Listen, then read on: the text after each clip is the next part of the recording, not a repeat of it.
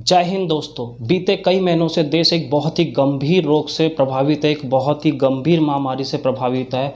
और इस गंभीर जो महामारी है, इसके कारण देश में करोड़ों लोग इन्फेक्टेड हो चुके हैं और देश में काफ़ी लाखों लोगों की क्या हो चुकी है, मृत्यु हो चुकी है। हाँ दोस्तों, मैं आपसे कोरोना की बात कर रहा हूँ। दोस्तों, कोरोना रोग अभी प्रभाव से कम भी नहीं हुआ था इस देश के अंदर।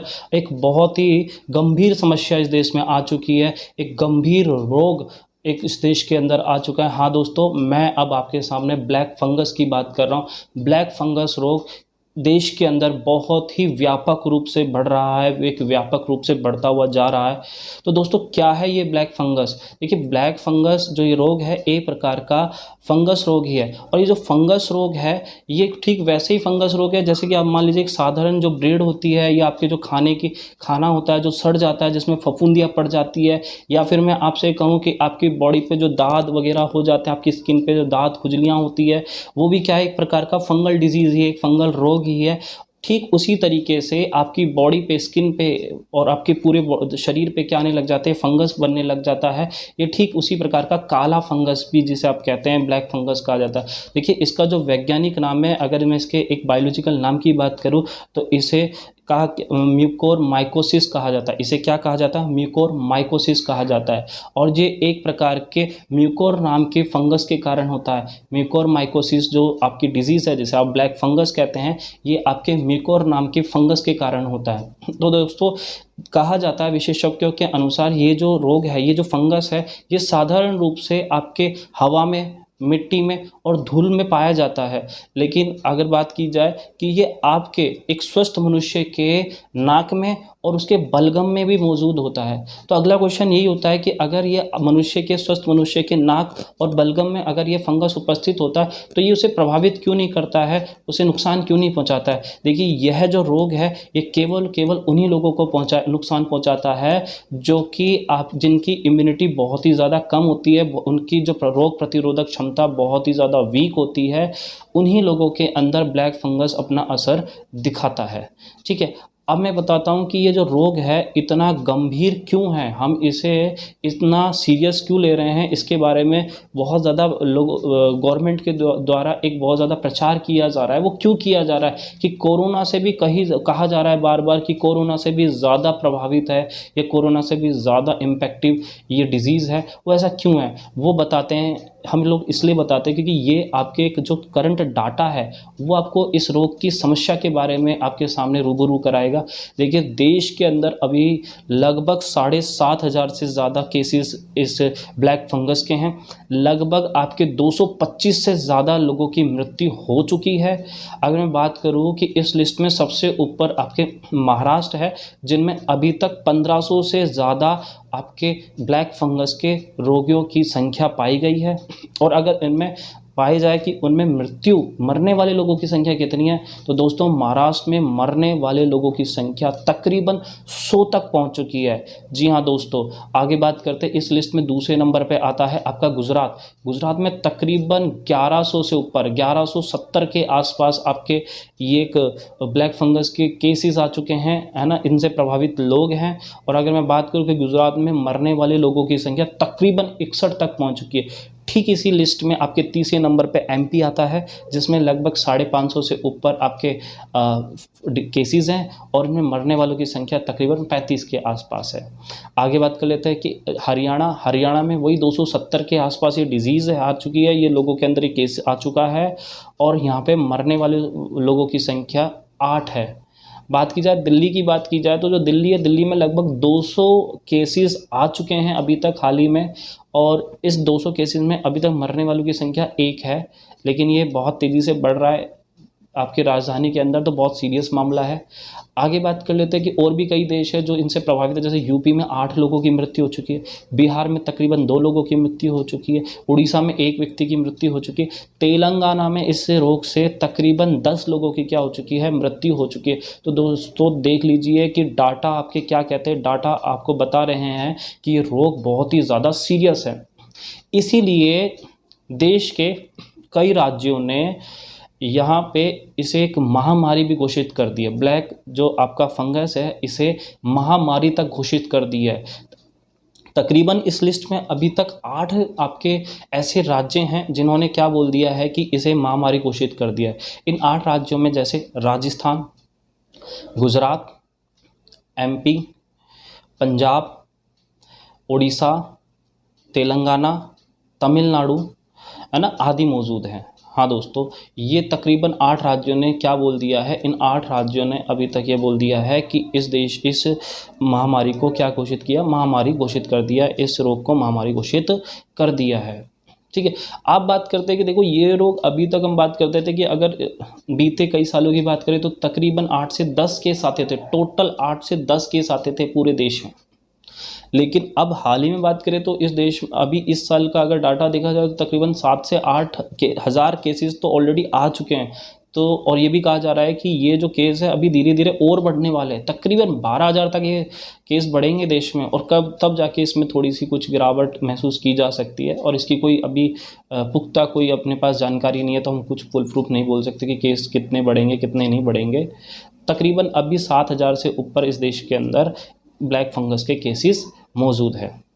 इसीलिए आपकी जो इंडिया गवर्नमेंट है उन्होंने एक इसे ब्लैक फंगस को आपके नोटिफिबल डिजीज़ का नाम दे दिया गया, नोटिफिबल डिजीज़ बोल दिया गया। देखिए दोस्तों, ये नोटिफिबल डिजीज़ क्या होता है, जो आपका एपिडेमिक डिजीज़ 1897 एक्ट के अकॉर्डिंग, दोबारा से सुन लीजिए, एपिडेमिक जो डिजीज़ एक्ट है 1897, इसके अकॉर्डिंग देश की जो सरकार है वो राज्यों को एक नोटिस जारी करती है किसी रोग के बारे में, किसी बीमारी के बारे में, और ये बताती है कि आप सभी इस रोग को अपने राज्य स्तर पे देखें और इसके बारे में सारी जो भी गाइडलाइंस हैं वो तैयार करें, और इसके बचाव के बारे में और इसके लक्षण के बारे में लोगों को जागरूक करें, ज़्यादा से ज़्यादा अवेयर करें, जिससे कि इस रोग पे क्या किया जाए, रोकथाम लगाई जा सके।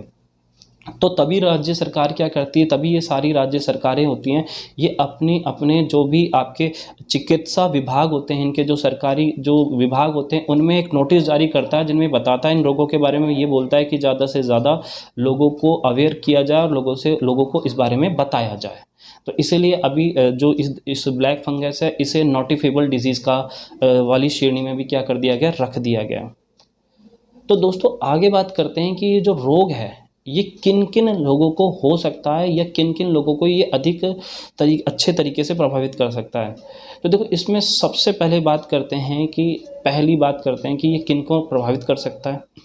तो इनके प्रभावित करने वाले कारकों में सबसे नंबर पे आता है कि यदि कोई भी व्यक्ति किसी भी प्रकार की लंबे समय से चलते हुए रोग की कोई दवाई ले रहा है, और अगर वो दवाई ले रहा है तो उसको ये सबसे ज़्यादा प्रभावित कर सकता है। क्यों कर सकता है, तो देखिए, अगर आपको कोई बहुत लंबे समय से कोई रोग है और उस रोग की आप अगर दवाई ले रहे हैं, तो उस दवाई को लेने के कारण आपकी इम्यूनिटी क्या हो जाती है, कम हो जाती है।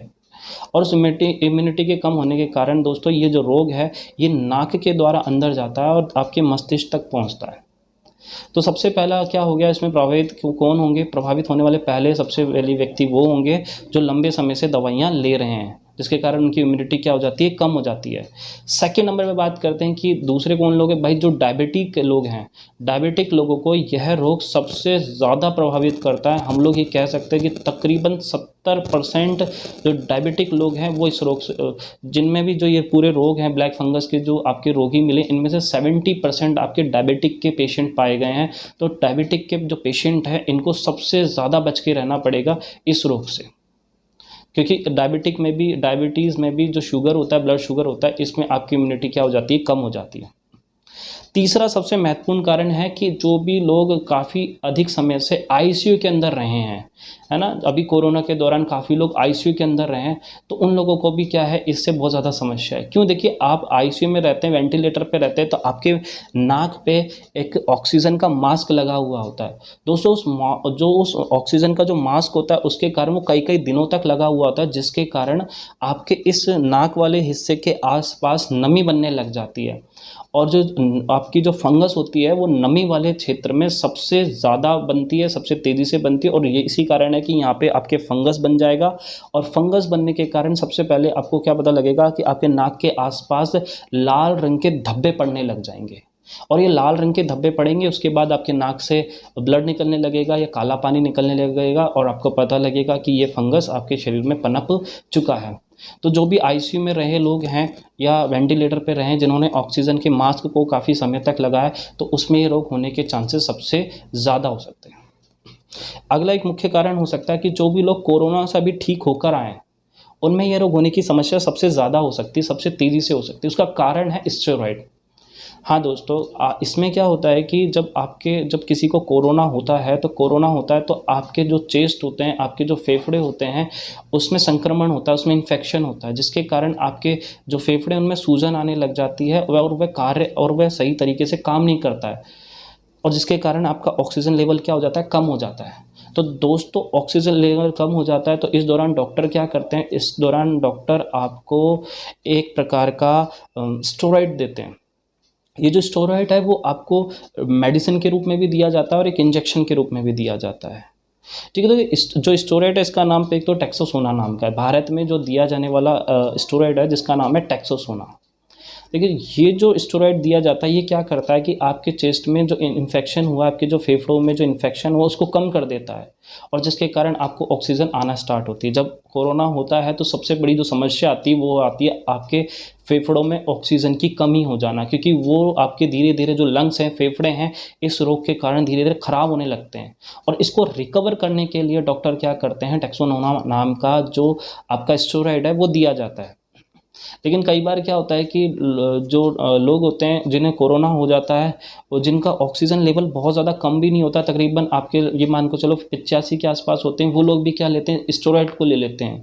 जबकि ऐसा नहीं है, स्टेरॉइड उन्हीं लोगों को लेना ज़रूरी है जो बहुत ही ज़्यादा जो आपके फेफड़े इन्फेक्शन से प्रभावित हैं, जिनको बहुत ज़्यादा आपके फेफड़ों में बहुत ज़्यादा इन्फेक्शन हुआ है, उन लोगों को ही क्या लेना चाहिए, स्टेरॉइड लेना चाहिए। पर ऐसा नहीं है, आपके बहुत सारे लोग हैं जिनको बहुत ज़्यादा स्टेरॉइड की ज़रूरत नहीं है, फिर भी वो क्या ले लेते हैं, वो ये आपका स्टेरॉइड ले लेते हैं। अब स्टेरॉइड लेने से क्या होता है, ये आपको कोरोना से तो रिकवर कर देता है, लेकिन आपके शरीर में इम्यूनिटी को बहुत ही ज़्यादा डाउन कर देता है।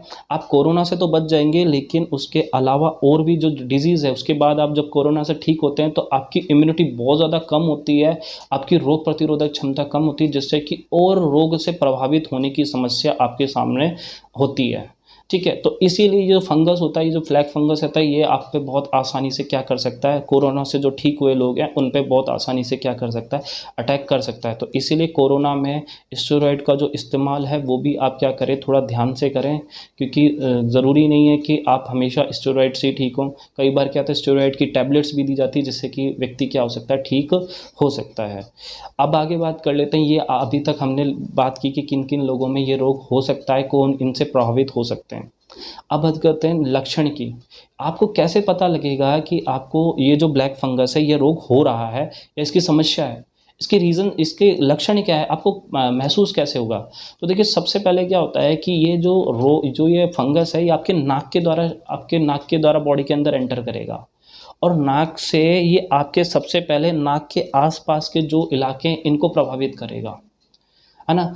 उसके और क्या होता है कि सबसे पहले जब ये आपको ब्लैक फंगस होगा तो सबसे पहला जो लक्षण दिखाई देगा वो आपके नाक के आसपास आपका पार्ट रेडिश हो जाएगा, या आपके आसपास के जो भाग होते हैं उनमें लाल रंग के धब्बे पड़ने लग जाएंगे। ठीक उसके बाद आपके जैसे ये पड़ेगा तो उसके बाद आपको एक समस्या होगी जिसे आप कहते हैं साइनस की समस्या। साइनस समस्या क्या होती है, साइनस के अंदर आपके जो नाक है वो बंद हो जाएगी, साइनस में आपकी नाकें बंद हो जाएगी। तो ठीक उसको दूसरा लक्षण आपको क्या दिखाई देगा, आपके नाक के आसपास लाल रंग के चकत्ते दिखाई देंगे। दूसरा, आपको साइनस की समस्या यानी कि आपकी नाक बंद हो जाएगी। ठीक उसके बाद आपकी जो नाक है उसमें से काले रंग का पानी बहने लगेगा, हल्के काले रंग का एक पानी बहने लगेगा, है ना, एक चार्ज निकलेगा। या हम कह दें कि वो काले रंग का पानी, या हम इसे कह दें कि इसे आप खून भी कह सकते हैं, आप इसे ब्लड भी कहते हैं, कि नाक से ब्लड निकलने लग जाएगा या काले रंग का पानी निकलने लग जाएगा। दोस्तों, जैसे ही ये समस्या आपके सामने आती है तो आपको अगला लक्षण दिखाई देता है कि ये आपके दूसरा नाक के सबसे प्रभावी जो भाग होता है, आपके जो कैविटी वाला पार्ट होता है, आपका बक्कल कैविटी वाला भाग होता है, इसको प्रभावित करता है। इसमें क्या होता है कि आपके मुंह में सूजन आने लग जाती है, आपके दांत टूटने लग जाएंगे, आपके मुंह में सूजन आने लग जाएगी और आपके दांत क्या होने लग जाएंगे, टूटने लग जाएंगे। और ठीक उसी के बाद अगला जो इसका लक्षण होता है कि इसमें क्या होता है कि आपके आँखों के आसपास सूजन आने लग जाएंगी। आपकी आँखें पहले तो लाल दिखाई देंगी और लाल दिखाई देने के बाद आपकी आँखों में सूजन आना स्टार्ट हो जाएगा। और कई बार तो आपकी आँखों में धुंधलापन और आपके अंधेरापन भी आने लग जाएगा, यानी अंधापन भी आ जाएगा। और कई बार डॉक्टर क्या करते हैं कि इस रोग को बचाने के लिए आपकी फंगस को आगे ना फैले, इसके कारण आपकी आँखें तक निकाल ली जाती हैं। तो ये बहुत ही ज़्यादा भयंकर वाली स्थिति होती है, बहुत ज़्यादा ना देखने वाली भी स्थिति होती है कि किसी व्यक्ति की आंखें निकाली जा रही है इस रोग के अंदर, इसलिए इस रोग को बहुत ज़्यादा प्रभावी कहा गया है। तो ये कुछ कारण है। इसके अलावा भाई और क्या लक्षण है? और ये लक्षण है कि इस रोग के कारण आपके सीने में भी क्या होने लगेगा, दर्द होने लगेगा। नेक्स्ट, आपको सांस लेने में बहुत ज़्यादा समस्या आएगी, आपको छाती में बहुत ज़्यादा दर्द होगा, आपको सांस लेने में बहुत ज़्यादा समस्या आती है और आपका फीवर नहीं उतरने वाला, आपको फीवर बहुत कंटिन्यूसली रहेगा और बहुत तेज़ी से फीवर रहेगा। तो ये आपके सामने लक्षण हो गए। ठीक है दोस्तों। दोस्तों अब हम आगे बात करते हैं कि जैसे कोरोना रोग है, जो कोरोना है वो कोरोना में आपके, अगर मैं बात करूँ मृत्यु दर, वो 2% है। यानी कि मैं बात करूँ कि अगर 100 लोगों को कोरोना हुआ है तो उसमें से 2 लोगों के उसके मरने के चांसेस औसतन रहेंगे। लेकिन अगर मैं इस ब्लैक फंगस की बात करूँ तो जो ब्लैक फंगस है वो तकरीबन 50% ज़्यादा आपका क्या होता है, ज़्यादा असरदार होता है। यदि मैं बात करूँ कि 100 लोगों को अगर आपको ब्लैक फंगस हुआ है तो चांसेस हैं कि 50% लोग इससे प्रभावित होकर मृत्यु हो जाएगी उनकी। हाँ दोस्तों, लगभग 50% लोगों की क्या हो सकती है, मृत्यु हो सकती है। इसलिए यह रोग बहुत ही ज़्यादा क्या है, बहुत ही ज़्यादा गंभीर है। आगे बात करते हैं कि इसके इलाज की, कि इसका इलाज क्या है। ऐसा नहीं है कि इसका इलाज हमारे पास अवेलेबल नहीं है दोस्तों, इसका इलाज हमारे पास बहुत ही आसानी से अवेलेबल है। इसका एक इंजेक्शन आता है जिसे एम्फोटेरेसिन बी नाम का एक इंजेक्शन कहा जाता है। आईसीएमआर के अकॉर्डिंग, उनके अनुसार एक एम्फोटेरेसिन नाम का एक इंजेक्शन है, उसके देने से, उस इंजेक्शन से व्यक्ति में ब्लैक फंगस की समस्या ठीक हो सकती है। ठीक है, लेकिन अभी हाल ही में इस जो ये आपका इंजेक्शन है, देश में इसकी बहुत ही ज़्यादा क्या है, कमी है। आईसीएमआर के अनुसार जून के अंत तक तकरीबन 5,80,000 आपके जो इंजेक्शन्स हैं वो अवेलेबल होंगे। जून के लास्ट तक लगभग 5,80,000 जो आपके इसके जो इंजेक्शन के डोज है वो अवेलेबल होंगे, लेकिन यह भी पर्याप्त नहीं है। लेकिन इस देश में जो ब्लैक फंगस के केसेस आ रहे हैं, जो ये समस्या आ रही है, उसके अनुसार यह बिल्कुल भी सफिशिएंट नहीं है। लेकिन आईसीएमआर कहता है कि भाई वो जुलाई से इसका प्रोडक्शन थोड़ा और तेज़ कर देगा और हर महीने वो तकरीबन 1,00,000 नई डोज क्या करेगा, आपके एम्फोटेरेसिन बी नाम के इंजेक्शन का बहुत ही ज़्यादा प्रोडक्शन करेगा। तो देखिए, रेमडेसिविर और ऑक्सीजन के बाद देश के अंदर एम्फोटेरेसिन बी नाम का जो इंजेक्शन है, इसकी बहुत ही ज़्यादा प्रोडक्शन की समस्या आ गई है। तो ये तीनों चीज़ें बहुत ही ज़्यादा तेज़ी से बढ़ रही हैं इस मेडिकल लाइन में। अब बात करते हैं, ये तो हो गई इसके इलाज की बात कि अगर किसी को रोग हो जाता है तो आप क्या करें। एक इंजेक्शन आता है एम्फोटेरेसिन नाम बी का, और इसको देने से रोग क्या किया जाता है, इस रोग को ठीक किया जा सकता है, व्यक्ति को ठीक किया जा सकता है। टाइम के सही रहते हुए, आपके टाइम को रहते हुए इसे बचाया जा सकता है। लेकिन आगे आपके सामने समस्या है कि सर ये तो पता लग गया कि ये रोग किनको होता है, और होने के बाद इनके क्या लक्षण है ये भी पता लग गया है, और इनका जो इलाज है वो भी क्या है। लेकिन अगला सवाल ये आता है कि सर हमें ये रोग हो ही नहीं, या हम इससे प्रभावित ना हो, या हम इसका कैसे हम इससे बचाव कर सकते हैं। तो देखिए दोस्तों, मैं आपको पहले बता दूं कि ये जो आपको मैं इन्फॉर्मेशन दे रहा हूँ, ये आपके देखो कंपटीशन के लिहाज से तो इम्पोर्टेंट होगी ही, है ना। ये आपके करंट का एक पार्ट है, कंपटीशन के लिहाज से तो इम्पोर्टेंट है ही। पर अभी जो फ़िलहाल जो सिनेरियो बन रहा है इस पूरे देश के अंदर, आपके आसपास ब्लैक फंगस का जो केसेस आ रहे हैं, तो ये एक प्रकार की इन्फॉर्मेशन भी है। ये आपको जागरूक करने के लिए एक इन्फॉर्मेशन भी है। आप इस इन्फॉर्मेशन को अपने पर मत रखिए, आप इसे ज़्यादा से ज़्यादा लोगों में बांटिए, लोगों को बताइए ब्लैक फंगस के बारे में कि हमने ब्लैक फंगस के बारे में ये पढ़ा है, ये इसके लक्षण होते हैं, ये इसके होने के प्रभाव होते हैं, किन किन लोगों में ये प्रभाव हो रहे हैं, ये इसके बचाव हैं। ये लोगों को बताइए, ये अपने आसपास जो भी आपके बड़े बुजुर्ग हैं उनको बताइए, उनको ये वीडियो दिखाइए, जिससे कि उनको ये समझ में आए कि ये जो रोग है ये बहुत समस्या, एक कम समस्या वाला रोग नहीं है। कई राज्यों ने तो इसे महामारी तक घोषित कर दिया है, महामारी रोग घोषित कर दिया है। तो ये कोई छोटी मोटी समस्या नहीं है। तो आप इस जानकारी को ज़्यादा से ज़्यादा लोगों तक क्या कीजिए, बांटिए, जिससे कि लोगों में जागरूकता थोड़ी आए। अब बात करते हैं सर बच्चों बचाव की।